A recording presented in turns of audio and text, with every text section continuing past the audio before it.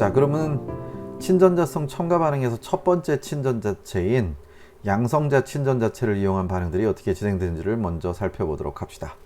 첫 번째, 항상 탄소양이온 중간체를 거쳐간다는 것은 바로 앞 시간에서도 얘기를 했었던 내용이죠. 양성자 친전자체는 전자쌍을 빼앗아갈 수밖에 없는 거고요. 그 외에 다른 전자쌍이 없기 때문에 다른 작용이 전혀 일어나지 않아요. 거기다 또 수소 원자는 항상 한 개의 결합선만을 가져야 되기 때문에 두 개의 탄소에 걸쳐 있던 파이 전자쌍을 빼앗아 가는 순간 한쪽에는 탄소 양이온이 생성될 수밖에 없다, 그 얘기죠. 여기에서 이제 마르코프니콥스 룰이라는 게 하나 따라 나오게 되는데요. 이 마르코프니콥스 룰은 여기 밑에 써 있는 것처럼 비대칭 알켄에 HX가 첨가될 때는 H가 H 많은 탄소에 첨가가 되고 X는 H가 적은 탄소에 첨가된다라는 규칙일 뿐이에요. 근데 요거 자체로는 무슨 특별한 의미가 있는 건 아닌데, 그냥 말 그대로 이 마르코프니콥스 룰은 그냥 HX가 비대칭 알켄에 첨가되는 규칙만을 소개할 뿐이에요. 여기에 무슨 이론이 있거나 그런 건 아닙니다. 근데 제가 그 이론을 이제 여기서 소개를 하자면은 밑에 나와 있는 이 원펜텐 같은 경우에 한번 생각해 보시죠. 원펜텐은 그냥 여기 1번하고 2번 탄소에 이중결합이 걸쳐 있을 뿐이에요. 이때 반응에 참여하는 전자는 1번과 2번 사이에 있는 시그마 전자가 아니라 여기는 파이 전자죠. 그러면 저 파이 전자들의 거동만을 우리가 한번 살펴보자는 얘기예요. 그러면 탄소와 탄소 사이에 이렇게 파이 결합이 피오비타를, 혼성화되지 않은 피오비타를 이용해서 파이 결합을 형성하고 있고요. 이때 이 주변으로 파이 스타가 이렇게 항상 있다는 거, 요거를 명심해야 돼요. 자, 그때 여기에 있는 이 양쪽의 탄소들은 1번 탄소, 2번 탄소가 sp2 혼성이고요. 1번 자리에는 지금 수소만 두 개가 붙어 있는 상태입니다. 그에 비해서 2번 자리는 수소가 하나 붙어 있는 대신 나머지 하나가 알킬 그룹이라는 거죠. 그러면 여기에 한쪽에는 평면에 수소가 이렇게 하나, 둘, 이 파이 결합과 수직한 방향의 시그마 결합을 형성하고 있고요.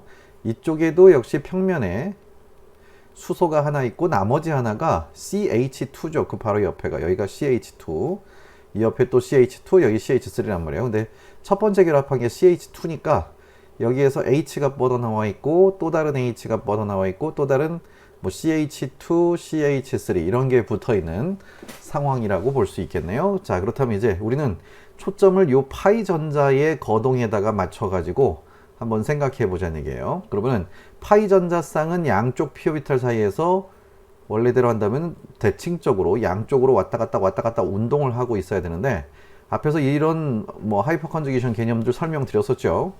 오른쪽 파이 스타 주변에는 아무런 전자쌍이 배열되어 있지 않기 때문에 자유롭게 전자들이 움직일 수가 있습니다.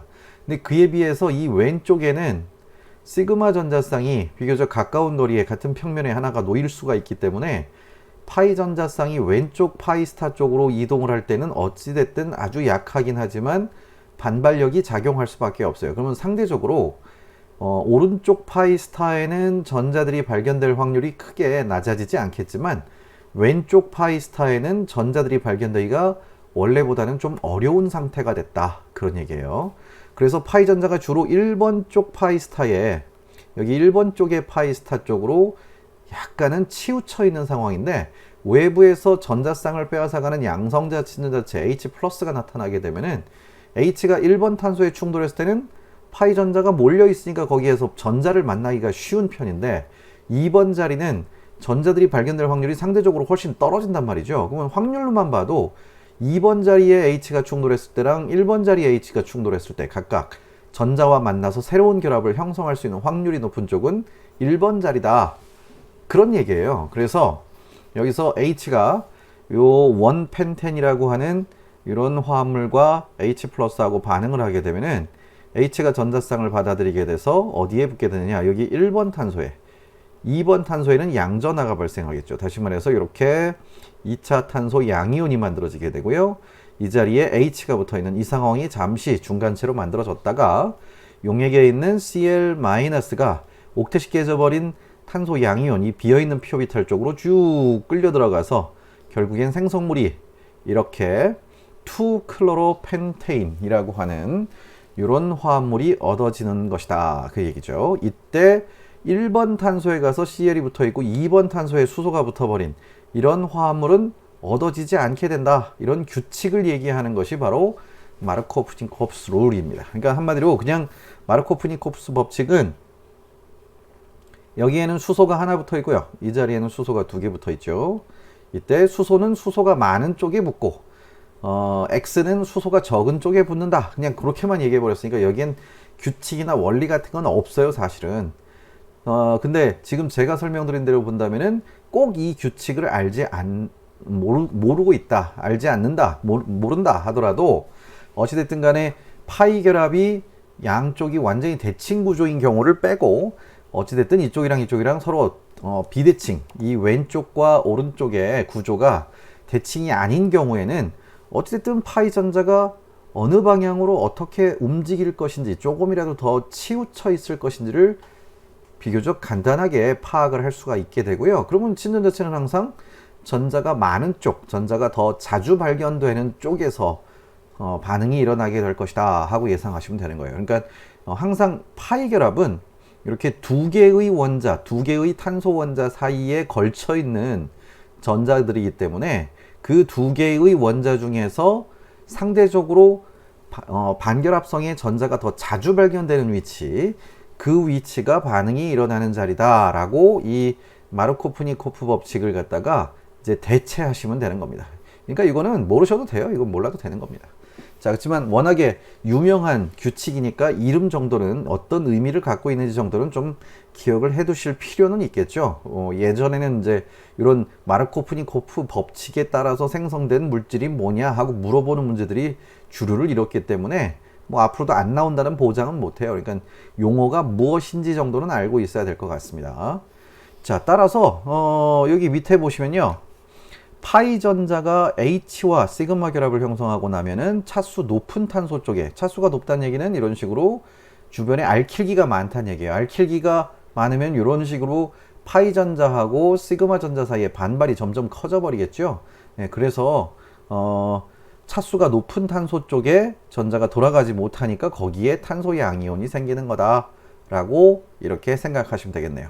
대부분의 경우는 이제 차수가 높은 탄소 쪽에 탄소 양이온이 생기는 게 상대적으로 더 안정하니까 그쪽으로 생성된다, 이렇게 설명하고 마는데, 사실상 이 화합물들이 어디가 더 안정하니까 그쪽으로 간다라는 거는 얘네들이 무슨 생각을 해서 판단을 할 수 있을 때나 그런 얘기를 하는 거예요. 이건 어디까지나 전자들의 거동과 원소들의 화학 반응은 확률에 따라 일어나게 되는 것이다 라고 보시는 게 더 타당할 것 같습니다. 그래서 밑에 있는 요 구조를 딱 보시더라도 뻔하죠. 여기에 알킬기가 이쪽은 두 개가 붙어 있고요, 여기는 알킬기가 하나에 수소가 하나 붙어 있어요. 그럼 알킬기 쪽하고는 어쨌든 반발을 하게 될 텐데, 여기는 알킬기가 하나만 반발하고 수소는 반발을 못하죠. 그러니까 파이 전자는 이렇게 치우친다. 밑에 써 있네요, 이렇게. 그래서 양성자가 들어가는 위치는 알킬기 치환기가 더 적은 자리로 H가 붙게 되고, 탄소 양이온은 3차 탄소 쪽에 알킬기가 더 많이 붙어 있는 쪽에 양이온이 발생하게 되고 그 자리로 Br이 붙는다. 그러면 생성물이 비교적 아주 간단하게 이렇게 유추가 된다는 얘기죠. 그래서 여러분들이 만약에 이런 화합물들을 보시게 되면요, 앞으로는 어렵지 않게 다 찾아내실 수 있을 거예요. 이렇게 HCl 넣어버리면요, 여기 H 붙고 딱 보자마자 이 파이 전자들이 이렇게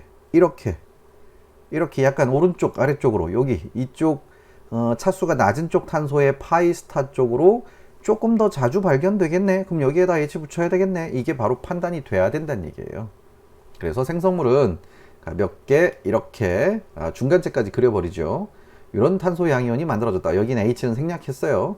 이조로 H가 붙은 건데, 그런 다음에 Cl만 해서 이 자리로 들어가게 되면 최종 생성물이 이렇게 3차 탄소에 Cl이 붙어 있는 이런 생성물이 주생성물일 거다 하고 예상하시면 됩니다.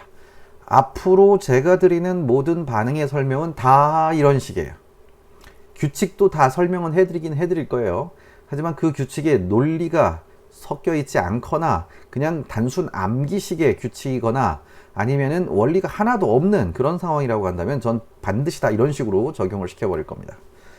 자, 그래서요, 일단 발생한 탄소 양이온, 아까 봤었던 그 반응에서 H가 먼저 이 자리에 붙고 탄소 양이온이 생기면은 이렇게 이 탄소 양이온의 인력 때문에 항상 친전자성 반응은 친전자체에 의해서만 주도된다라고 얘기했었으니까, Br이 전자쌍을 주는 능력이 탁월해서가 아니라 탄소 양이온의 옥텟이 깨진 그 불안정성 때문에, 이 인력 때문에 Br-가 억지로 끌려 들어간다, 이렇게 생각을 하시는 게 좋습니다. 그래서 최종 생성물이 이런 걸로 얻어졌다, 이렇게 보시면 되겠죠.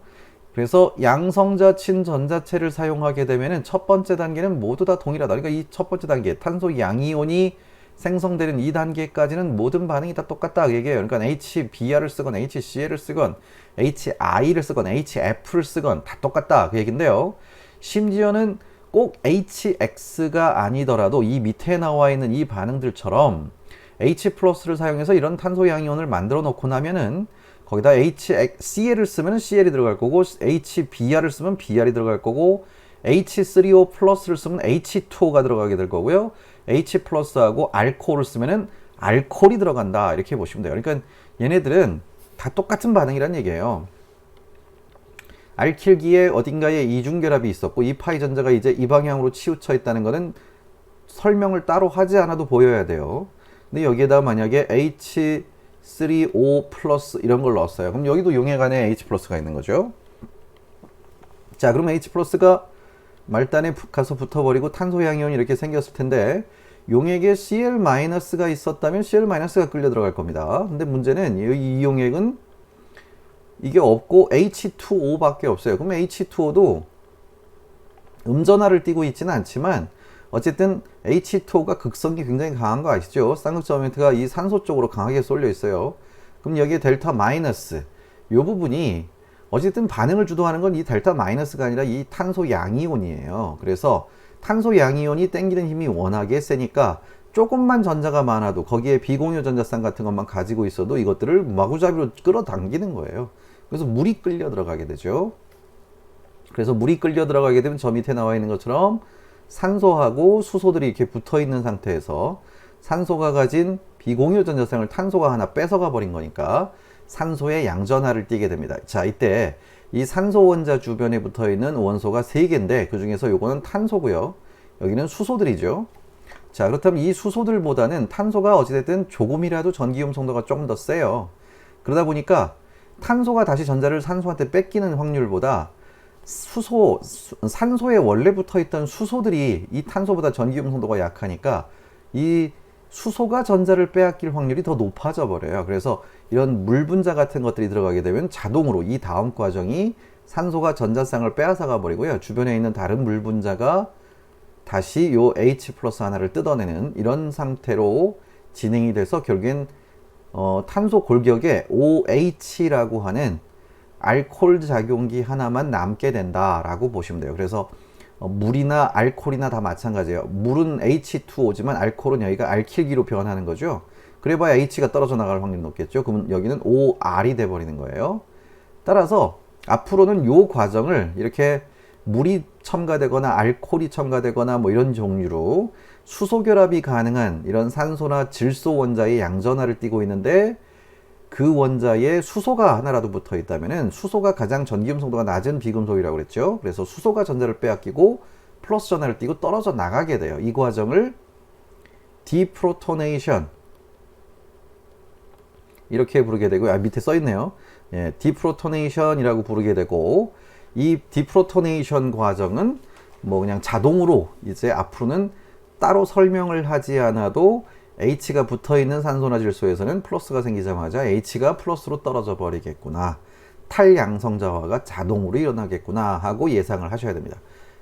미리 말씀드리는 거예요. 이 다음 과정부터는 제가 이 다음 수업부터는 절대 요 디프로토네이션 과정을 상세하게 지금처럼 이렇게 설명하지 않을 테니까 이렇게 일어났겠구나 하고 자동으로 H 플러스를 떼어 주시란 얘기죠. 뭐 좀 더 예시를 보여드린다면은 이런 거예요.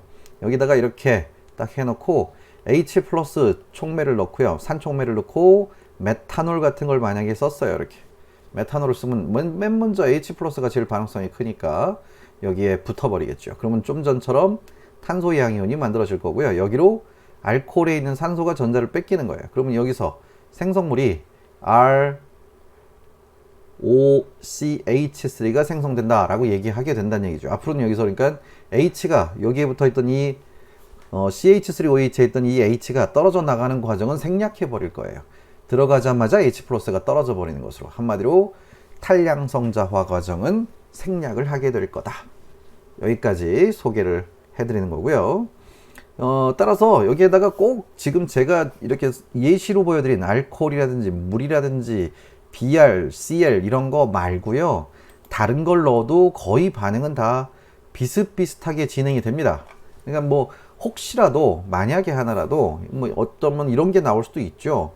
이게 그렇게 반응성이 아주 좋은 건 아니지만 그래도 어찌됐든 알켄에다가 누군가가 산초매를 집어넣고요. 여기다가 만약에 아민을 넣었어요. 아민을 넣어버려요. 이렇게 암모니아 같은 거. 그러면 한마디로 이게 NH4 플러스죠. NH4 플러스 같은 거 이거 합쳐서 그러면 이 H 플러스가 먼저 붙고 여기에 탄소 이항이온 생겨버리면요. NH3가 또 비공유 전자쌍을 가지고 있죠. 이게 끌려 들어간다는 얘기예요. 그렇게 되면 여기서는 이렇게 해서 아민이 생성될 수도 있다. 이렇게도 유추할 수 있어야 된다는 얘기죠. 그러니까 꼭 여기에 정해져 있는 것뿐만 아니라 다른 것들까지도 전부 유추해낼 수 있도록 그렇게 공부를 해두시면은 굳이 외우지 않아도 뻔히 다 보이는 반응들이 돼버려요. 자, 이게 이제 양성자 친전자체를 이용해서 반응을 일으켰을 때 생성물이 어떤 구조로 얻어지게 되는지 이런 것들을 유추하는 방법을 하나 첫 번째로 소개를 해드린 거고요.